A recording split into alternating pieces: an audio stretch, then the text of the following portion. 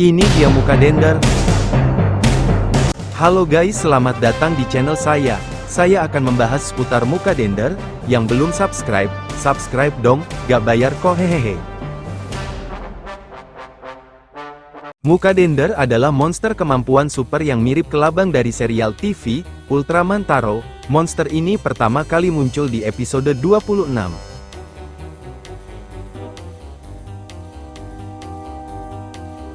Nama Mukadender berasal dari kata Jepang untuk kelabang, mukade.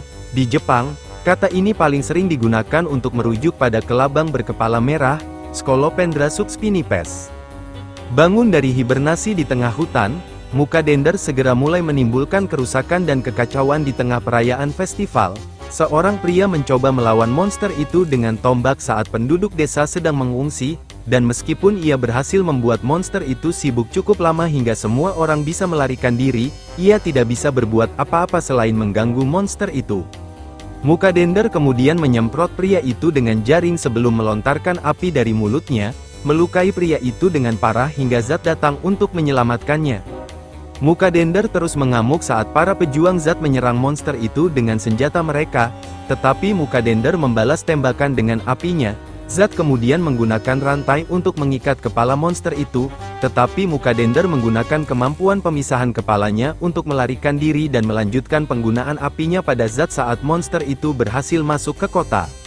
Mukadender kemudian menjebak Kotaro di menara lonceng. Setelah ia menembaknya dari jarak dekat di kepala binatang itu menyerangnya lebih jauh, mencoba merobohkan menara itu. Kotaro akhirnya berubah menjadi Ultraman Taro dan keduanya akhirnya saling bertarung.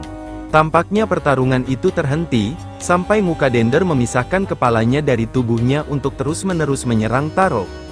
Namun, Taro tiba-tiba menemukan kelemahan, menyebabkan rasa sakit di kepala Mukadender juga menyebabkan rasa sakit di tubuhnya saat dipisahkan. Menggunakan ini untuk keuntungannya, Taro terus-menerus menyerang kepala itu dan melemparkannya ke langit. Dengan tubuhnya ikut tertarik. Akhirnya Ultraman Taro menghancurkan kepala Mukadender dengan Neostrium Beam, serta tubuhnya saat jatuh ke bumi, memastikan kehancurannya.